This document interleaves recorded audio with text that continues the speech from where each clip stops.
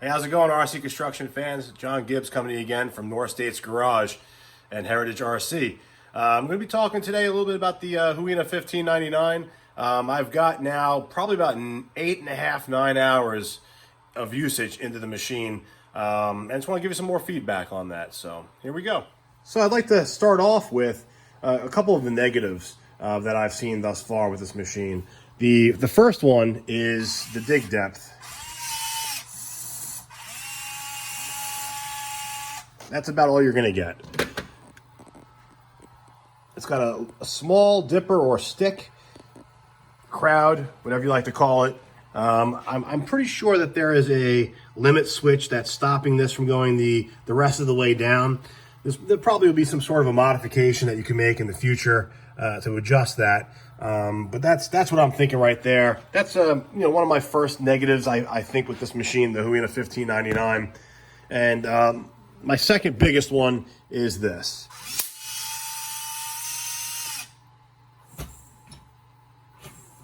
It's that little bit of play that you get in the slew.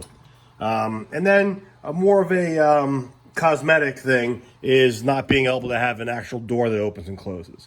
So those are my three negatives.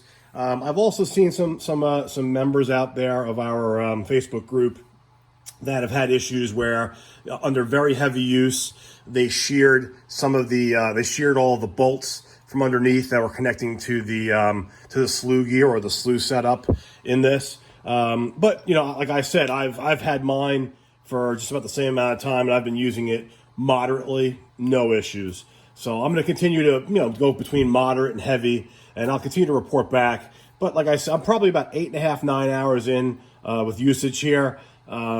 Now, the positives. Positives are definitely very nice. One positive is the virtual no up and down slop in the slew. That is amazing. Another positive is the large cavernous size of the battery door and the area. I'm able to fit a Cabalite 336 or the K961 battery, which is 10,000 milliamps. I'm able to fit that in there. I already have this thing plugged in with this other battery for the demo purposes because this was being charged because I was getting ready to go out and dig with it. Okay, so that's able to fit in there. So that's awesome because on the other 1580, and a lot of people were doing all kinds of 3D printed smoke houses on the top or whatever to give themselves more room to fit larger batteries. Some were putting a faux what do you call those, tombstone on the back so they can have a battery in there plus some weights. Not necessary. Another positive with this machine is the tracks. I mean, these are beautiful. I mean, these are very nicely done. It's one thing I've always had to say about HUINA. They really did a very nice job on the HUINA 1580 chassis. This chassis I think is just as nice. These are Cabalite tracks, which are 1/2 an inch wider than the 1580s tracks. But I think they're beautiful. Some think they're a little wide, but I think they're very fitting of this model, that this Liebherr, that this is supposed to depict. We have working lights, which are great. No issues there. They come with this little built-on little clip here to help route your wires, which power your auxiliary. So you do have an auxiliary, okay? And this looks very nice here, nice detail.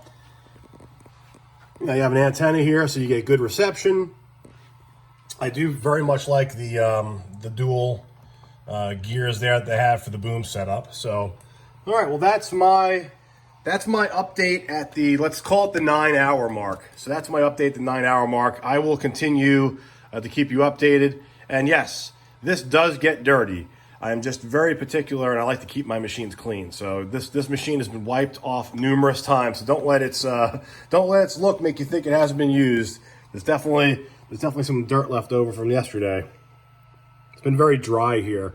That's one thing I will tell you here in Maryland. Thanks for watching. Please subscribe.